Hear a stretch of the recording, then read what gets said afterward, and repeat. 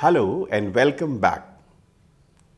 The musical trinity of Carnataki music lived and composed in an era when music was a way of life and inseparable from religion, one of the most accepted means of devotion to the Lord. Muthu Swami Dikshitar, one among the celebrated musical trinity, was born in Tiruvarur. He was the eldest son of Subbamma and Ramaswamy Dikshitar, who was a gifted composer and a descendant of Venkatmakki. He was named after the temple deity Muthu Kumar Swami. The boyhood of Muthu Swami was one of the total dedication to studies. He acquired profound scholarship in the ancient Shastras. Ramaswamy Dikshitar gave his intense training in the Lakshya and Lakshana aspect of Carnatic music. The Lakshana Gitas and Prabandhas of Venkatmakki formed an important part of the training. Since Muthuswami had already taken to the Veena, it was decided that Baluswami, his younger brother, should learn playing on violin.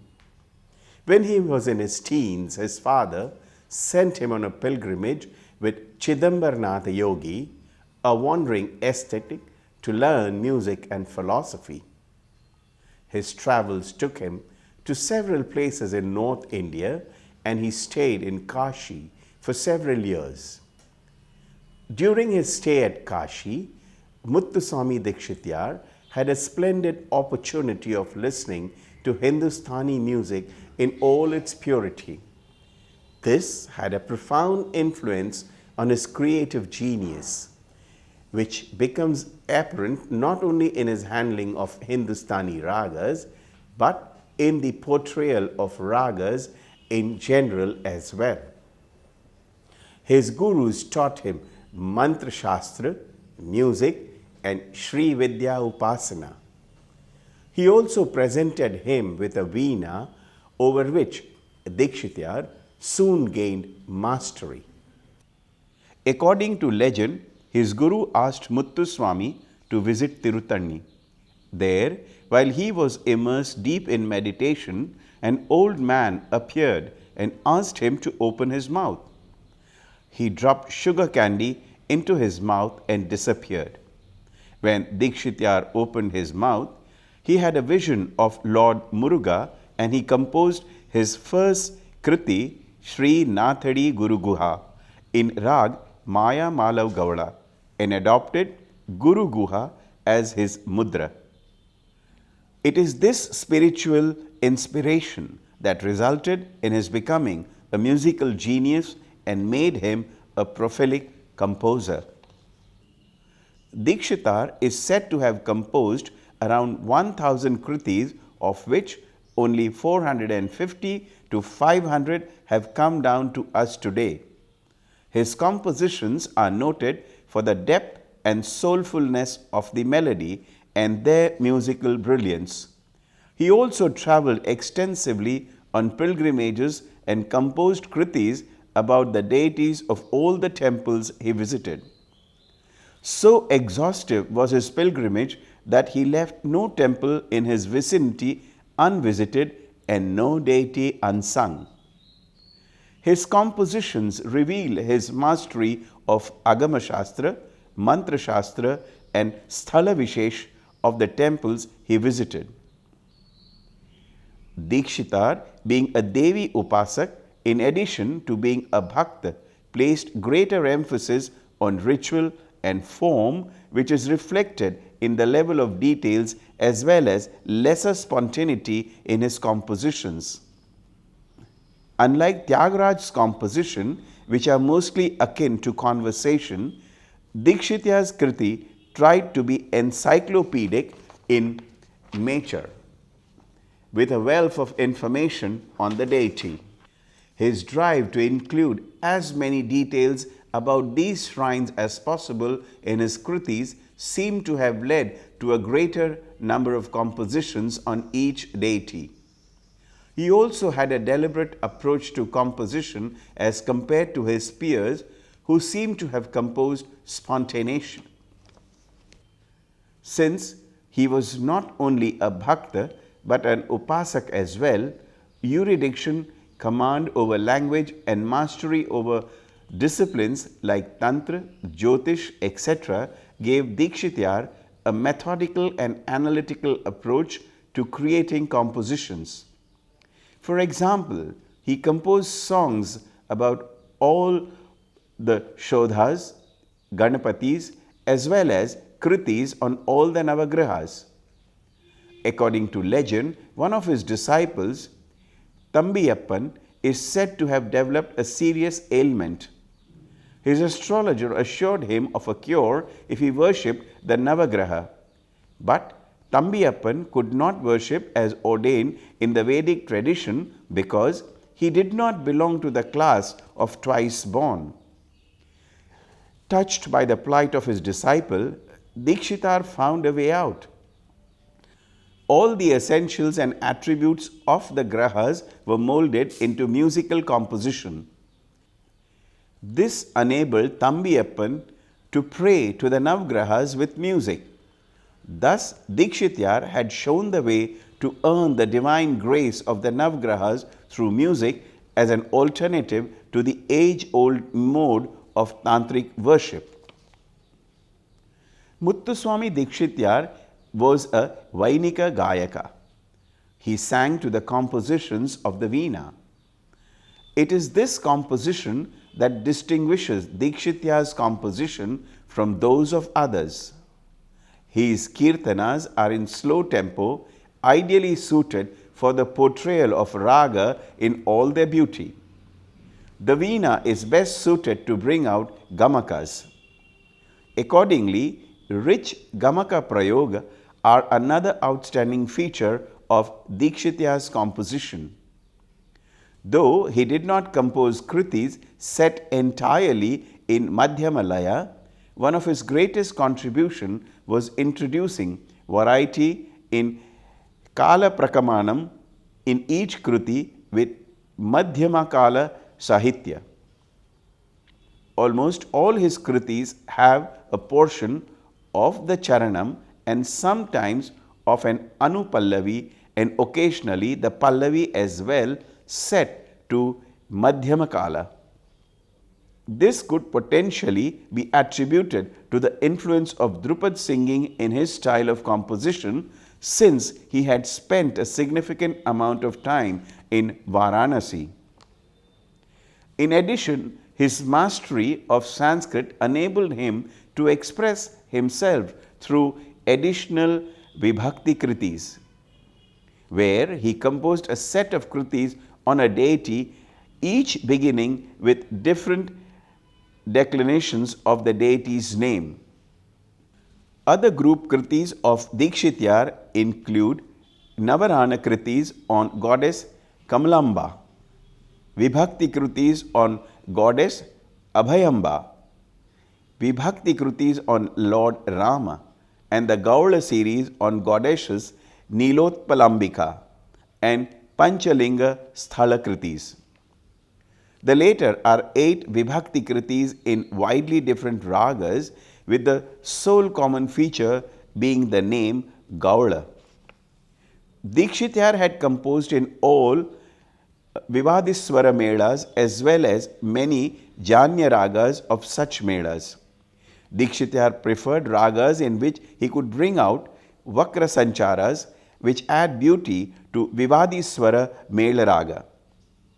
Looking at Dikshitar's body of composition, it seems likely that he attempted in methodical work his way through the 72 Melakarta ragas, but some of them are not available. Given the vast store of musical ideas he had, it is not surprising that he had composed a large number of kritis and explored many popular as well as rare ragas. Some rare ragas he composed include Jagan Mohanam, Sri Vidya Rajgopalam, Santana Manjari, Mahuri, Mamavu Raghuvira, and Tarangini Mayetvam. Though Dikshitar did not create as many new ragas as Tyagaraja did. His kritis in rare ragas like Mahuri, Sarangatna, Chayangula, Kaumudakriya, etc. are only lakshas available for these ragas and serve as the definition of the form of these ragas in Carnatic music. Muthu Swami Dikshitar has composed a number of kirtanas in Yamuna Kalyani, Yaman of Hindustani music, and among them special mention is to be made of Jambupate Mamapahi, which stands unrivaled with regard to the richness of raga bhava and grandeur of style. Parimala Ranganatham in Hamir Kalyani is again a brilliant composition that brings out the silent features of the raga in de-alienated in Hindustani music. Chetashri Balakrishnam in Dvijavanti is a magnificent portrayal of the evocative raga in all its varied hue. He also composed Western tunes called Notu Swaras. Dikshitar composed 40 short, simple songs in Western style on various deities in Rag Dhira, Shankarabharanam, which is equivalent to C major scale in Western classical music. Some rare ragas in Dikshitar has composed include Tarangini, Manoranjani, Lalita Panchamam, Mela Panchamam, Devarangi, Navaratna Vilasam, Mangala Kaishiki, among others.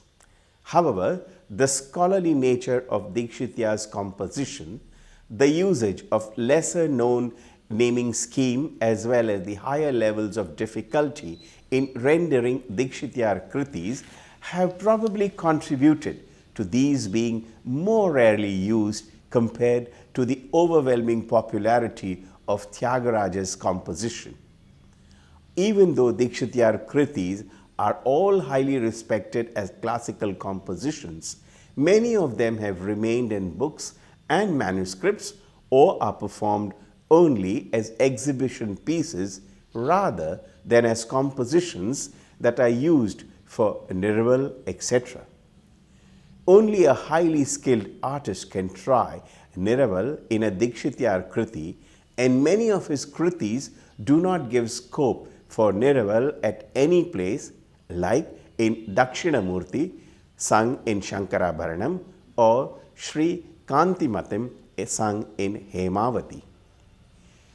Dikshitar has used a wide range of talas in his kruti, much more than Tyagaraja and Shyama Shastri. In a move typical of his methodical approach, he set the first 7 of Navagraha kritis to the Solladi Spata talas: Durva, Matya, Jampa, Triputa, Rupaka, Ata, and Eka. For the 7 Graha Surya, Chandra, Angaraka, etc. in that order. He also seemed to have had a liking for Khandajati, Atatala, Khandajati, Ekatala. Some of his kritis in the later include Hariharaputram, Vasanta, and Sri Dundurge, Sri Ranjani.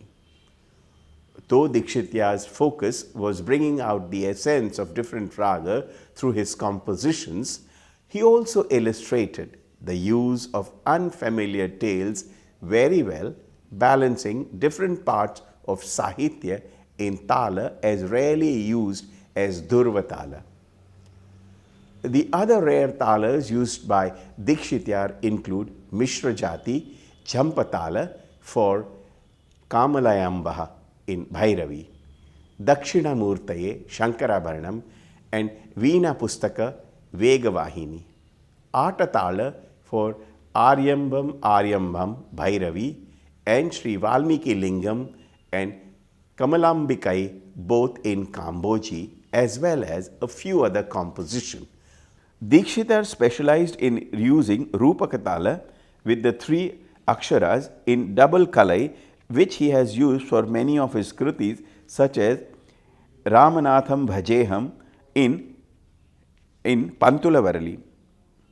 He also used the difficult pada patterns of three avatars in kritis like Manasa Guru Guha, Ananda Bhairavi, Jambupate, Yamuna Kalyani, and Chintaye Ma Bhairavi, and varied the structure by reverting to the two avatara length in Madhyama Kala Sahitya. He also composed the kritis such as Neerajakshi, Hindolam, and Ramachandram, Vasanta in Rupakatala with two avarta padas. As mentioned earlier, Dikshitar specialized in varying the speed in his kritis using Madhyama Kala Sahitya. Varying the speed is done differently in different systems of music. In Hindustani music, this is done randomly without any systematic arithmetic progression. But in Karnataka music, this is generally governed by the rules of geometric progression. In terms of themes, on account of his choice of language, Dikshitar's kriti are largely descriptive in nature, full of adjective about the deity in the basic vibhakti connected with verbs like bhajami, nammi, karomi, bhaja and bhaja, etc. However, his command over the language enabled him to employ many musical embellishments, and his style was one of much erudition and knowledge. As a result, it was an extremely difficult one to follow, and not even his disciples have been able to successfully compose it in the same style. Dikshitar can truly be said to be one of its kind. Tyagaraja Yoga Vaibhavam is justly famous Dikshitar Kruti, which his prosodic excellence reaches new heights. This Kruti starts in Adhara Shadja and set to Rupakam 2 Kalai. It has a grand beginning with Sa, Pa, Ga. The Raga's beauty can be seen in each phrase. There is a Raga Mudra at the beginning of the Madhyamakalin passage, Shri Guru Guha Gurum Satchitananda Bhairavashyam. Dikshitar's use of both Gopaguha and Strotavahiyati in this composition is masterly. If Hari Kamboji is the tertiary of Tyagaraja, Madhyam Mavagola is Dikshitar's forte, it is said. It is clearly brought out in his 47 and odd compositions in this raga and its derivatives, including rare ragas like Salanga, Nati, Padi, and Mangala Kaishiki, which would have been lost to prosperity but for these compositions. Dikshitar's music is rich in rag, bhav, tal, and sahitya. The credit of breathing life into several music scales and elevating them to the position of the raga goes to him. Dikshitar kritis are a perfect blend of his musical skill and sharp intellect. They evoke mostly a feeling of serenity and poise. The rag and the tala mudras woven skillfully into the kritis fabric are exclusive to the songs of Dikshitar. His remarkable intellect and skill in Sahitya were revealed in Gopaguha and Strotavaha types of yatis in his kritis. He has composed a Telugu Padavarnam, Rupamu Juchi in Rag Todi and Daruni Sati Sri Ranjani. Unlike other compositions, he did not compose any krutis with multiple charanas but stuck to the single charana format. The only kruti of his with multiple charanas are Mayetvam in Rag Tarangini and his Rag Malike. Perhaps Dikshitar's most famous Rag Malike is in his Chaturdas Rag Malika. Shri Vishwanatham Bhajeham, which employs 14 ragas and follows an intricate and intrinsic pattern. Shri Vishwanatham Bhajeham, which employs 14 ragas and follows an intricate pattern. The Pallavi has 2 ragas starting with Shri Raga, and each rag is encapsulated in two lines of one avarta, the second being in Madhyama Kala.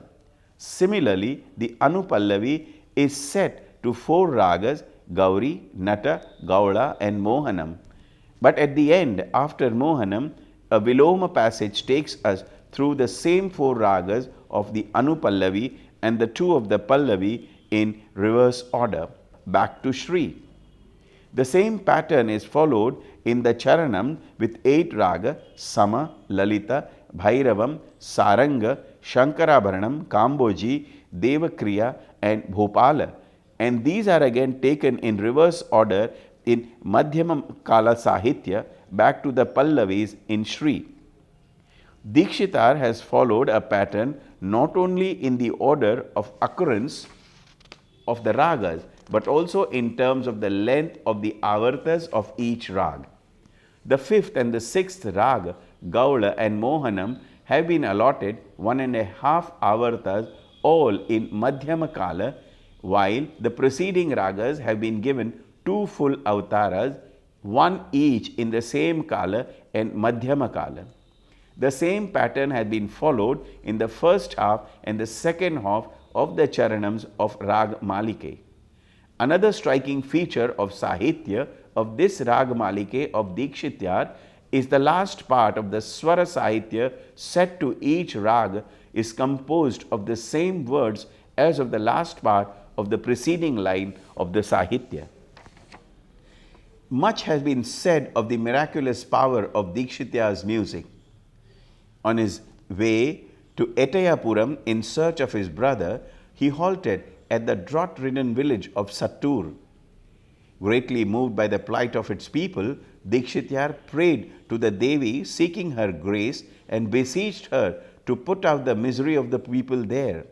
Rain poured in the region as Dikshitar sang Anand Amrit Varshini in Amrit Varshini. When the rains continue unabated and the village got flooded, he had to plead Stambhaya, Stambhaya, meaning stop, stop, to bring the torrential rain to a halt.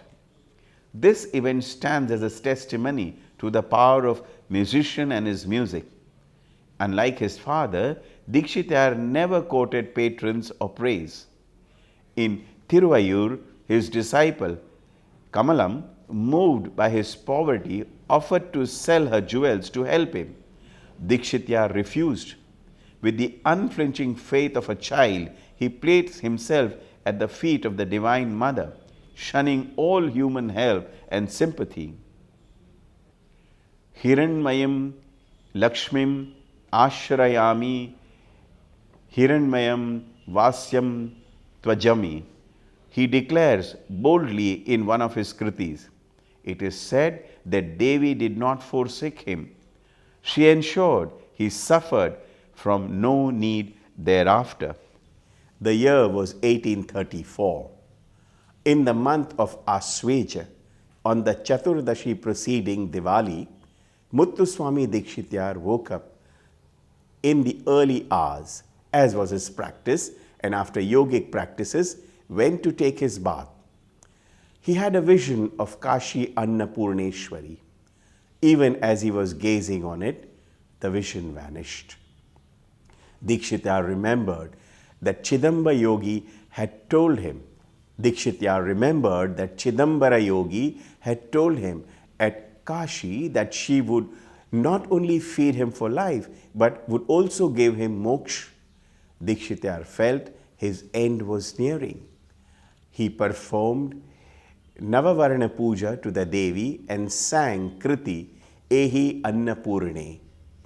After the puja, Dikshitar moved on to the drawing room where his disciple had assembled.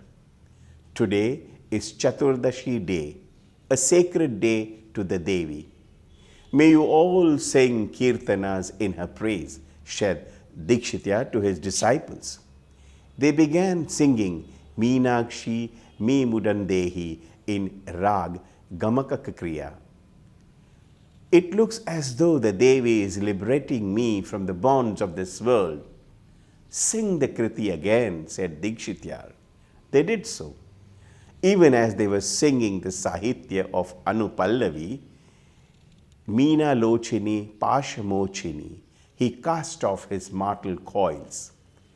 Several of Dikshitar's Kriti are used by dancers in Bharatnatyam. The gurus of Sri Rajarajeshwari Bharatnatya Kala Mandir have adapted Meenakshi Mudam Dehi as a Shabdam. Many others perform it as a salutation to Devi. Hiranyamai Lakshmim Sada Bhajami or Lakshmi in Rag Lalita is another favorite with dancers. Ananda Natana Prakasham in Kedaram, Akhilandeshwari in Dvijvanti, Sri Mahaganapati Ravatu Mamam in Gaula, Matangi in Ram Manohari, Kanjadalayakshi in Kamala Manohari, Sarisa Janabhama Sadori in Nagadhari are some kritis that have been used by dancers. Dear students, I hope we have all enjoyed the journey of Muthu Swami Dikshitar.